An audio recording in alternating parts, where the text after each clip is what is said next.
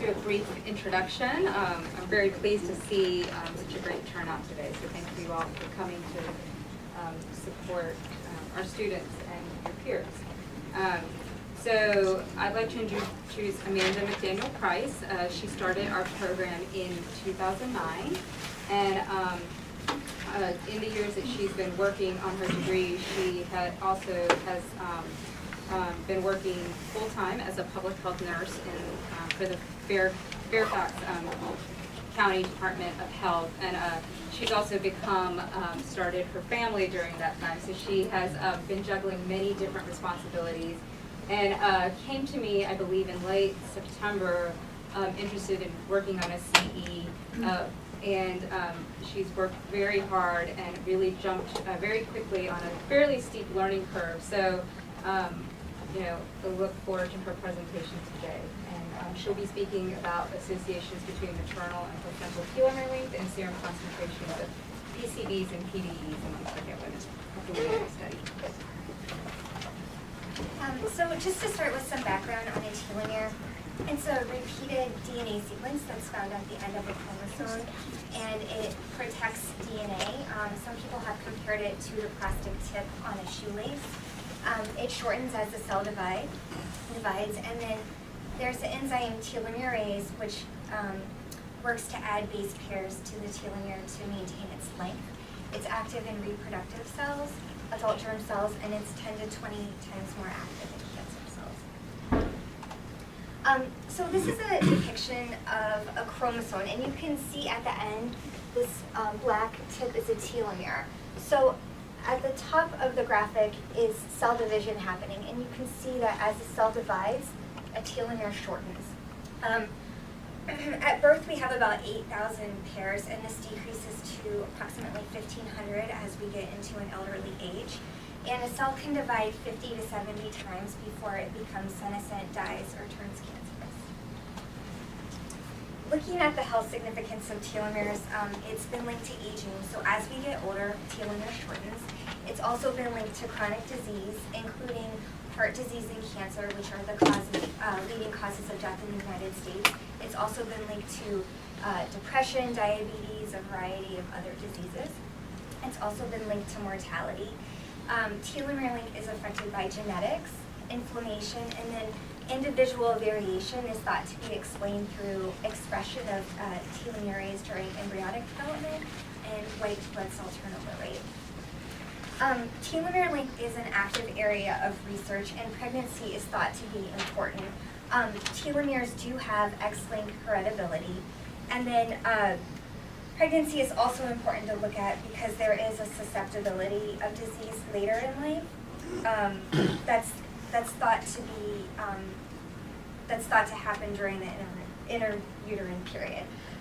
Cardiovascular health of the mother, like cardiovascular mortality, has been linked with pregnancy outcomes such as low birth weight. Placental health has also been linked to telomere length, recurrent miscarriages and preeclampsia, for example. And then prenatal stress and types of childhood leukemia have also been linked to shorter telomere length. So looking at determining telomere length, race and ethnicity is thought to play a part. It's been shown in previous studies that African Americans have longer telomere length than other races and ethnicities. And this effect is somewhat mitigated as people get older, and this is thought to be a result of the weathering effect and oxidative stress. As we get older, our telomeres shorten, so age is also a determinant. And then both smoking and heavy drinking have been linked with shorter telomere length. There have been mixed results for socioeconomic status, but education, specifically less than a high school education, has been linked with shorter telomere length. And then lifestyle factors such as obesity and lack of physical activity have also been linked with shorter telomere length. Looking at environmental chemicals, traffic-related air pollution has been linked with shorter telomere length, but particulate matter has been linked with both elongated and shortened telomere length. Other chemicals that have been linked with shorter telomere length include lead and cadmium. Arsenic has been shown to actually elongate telomere length. And this is interesting because it does seem to have a dose-dependent response. So at lower doses, we see increased telomerase activity and longer telomeres, but then at higher doses, we see a shorter telomere effect. Persistent organic pollutants, including PCBs, have also been shown to have a longer telomere effect.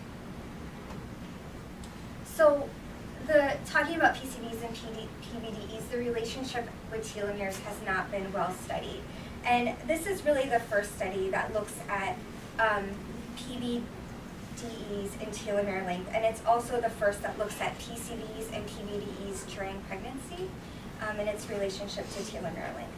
Just a little bit of background, PCBs were used in paints and plasticizers and sealants. PBDEs have been used as flame retardants. PCBs were banned in the 1970s, and PBDEs are currently being phased out. Both bioaccumulate. A major route of exposure is through the diet, but for PBDEs, another major route of exposure is through house dust. PCBs are considered a probable human carcinogen. Both have been linked to adverse effects of the endocrine system and neurobehavioral effects. And PCBs have also been linked with negative immune effects. Both have also been linked with negative reproductive effects. PCBs have been linked to decreased birth weight and gestational age, and then PBDEs have been shown to cause thyroid hormone disruption, both in the pregnant mother and in the offspring, and they've also been linked to lower concentration, attention, and IQ. So the main goals of the study were to examine the relationship between maternal and placental telomere length, and then to also look at the association between telomere length and demographics in both PCB and PBDE concentrations. It was anticipated that there would be differences in maternal and placental telomere length, but that there would be a correlation between the maternal and the placental telomere length. And we also anticipated that the PCB and PBDE levels would decrease telomere length. So the study population was 36 paired maternal blood and placental samples from women undergoing terminations in their second trimester at the Women's Option Center at San Francisco General Hospital. Before completing the research project, I did the city training, and all of the protocols were previously approved by the Committee for Human Research at the University of California, San Francisco. And because this data was de-identified, it was not considered human subjects research for GWU. To do the data analysis portion, I used Stata, and I started with a variety of exploratory graphics.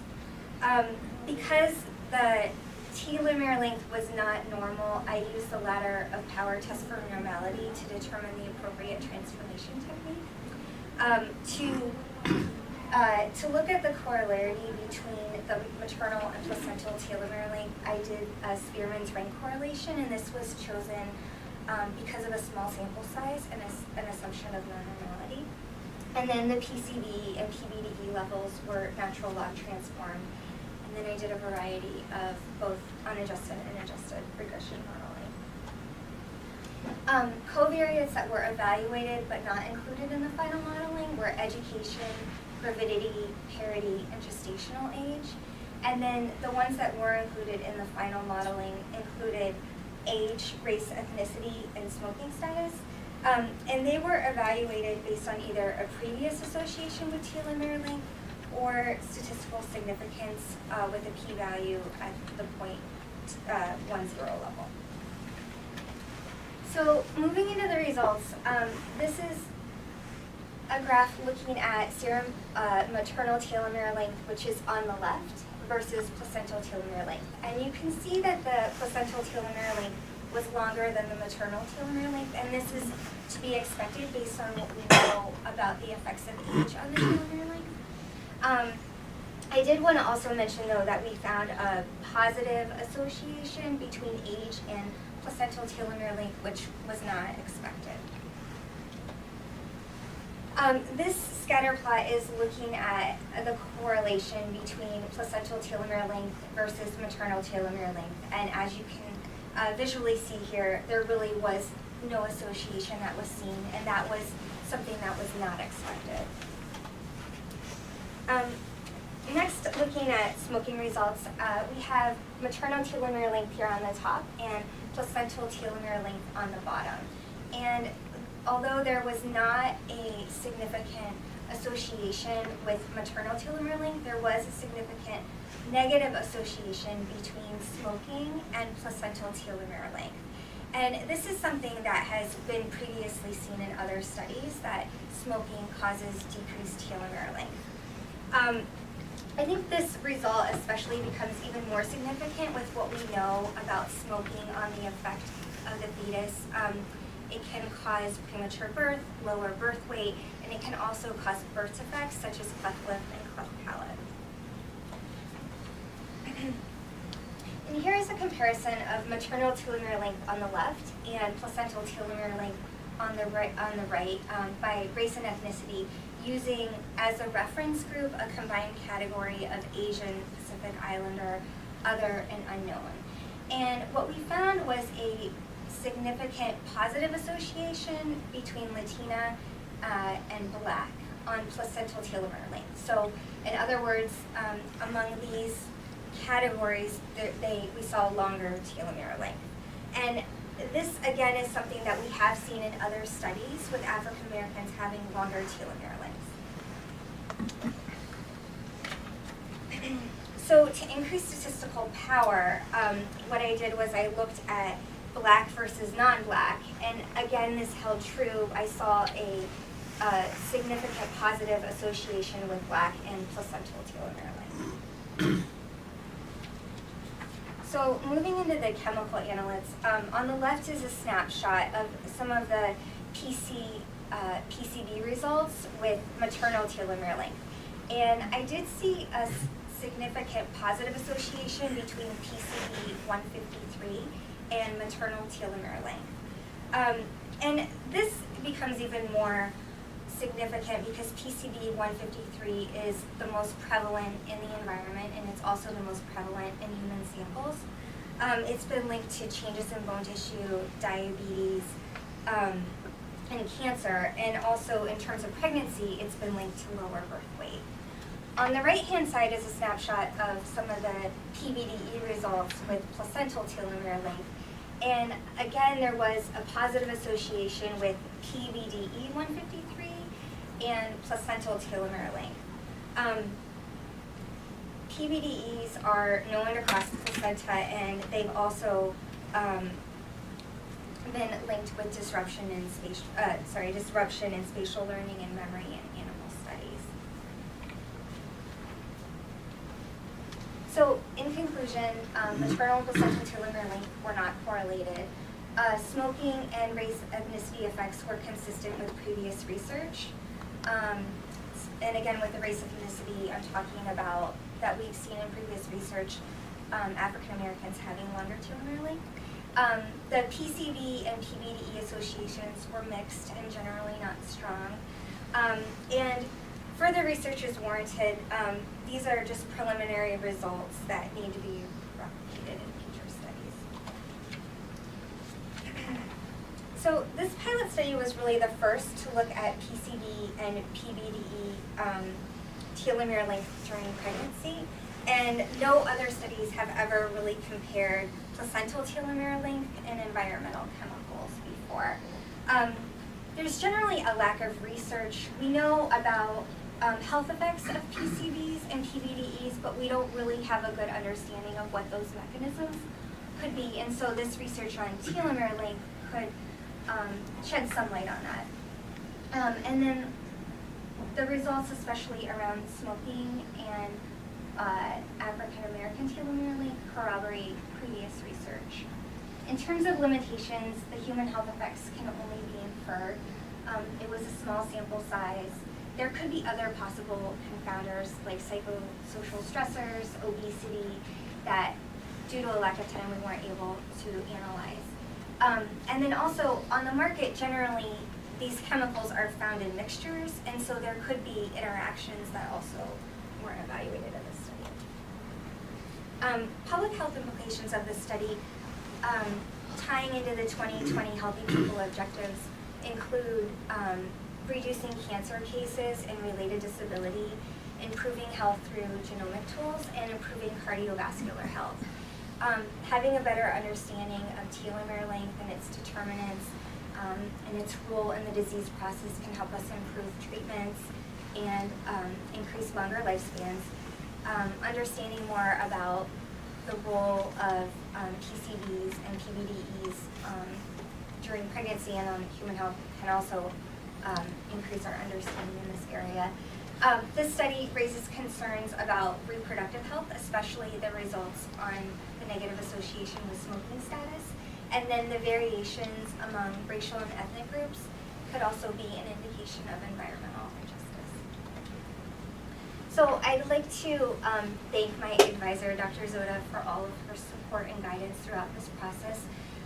Through her previous research, she had access to the data and provided it with me. And her previous research was done with colleagues at the University of California, San Francisco, the Environmental Chemistry Laboratory, California Department of Toxic Substances Control, and the University of Massachusetts. And their work was funded by the National Institute of Environmental Health Sciences. Questions?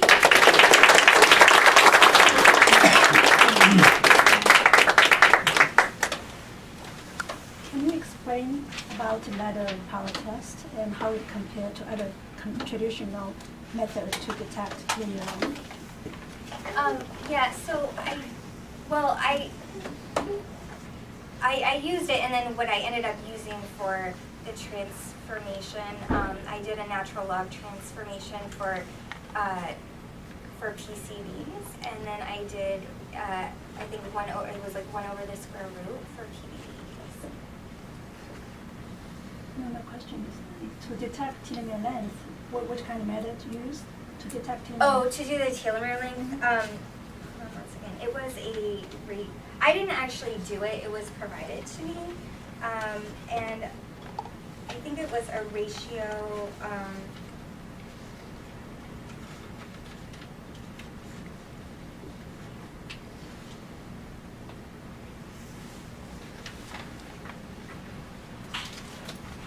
So they had done polymerase chain reaction to yield a TS ratio.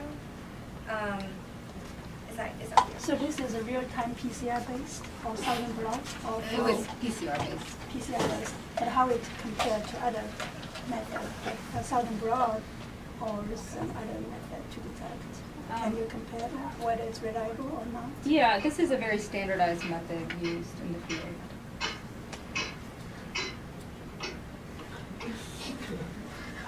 So I wasn't actually the one doing that. The data had already been provided. Oh. She was first. Did you use that 90% confidence interval because of the pilot study? Yeah, Was that there was standard also in the study? it was a really small sample size, so it was just so that we could detect more.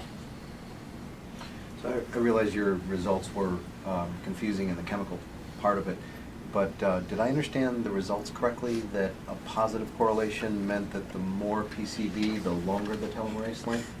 Yes. Okay.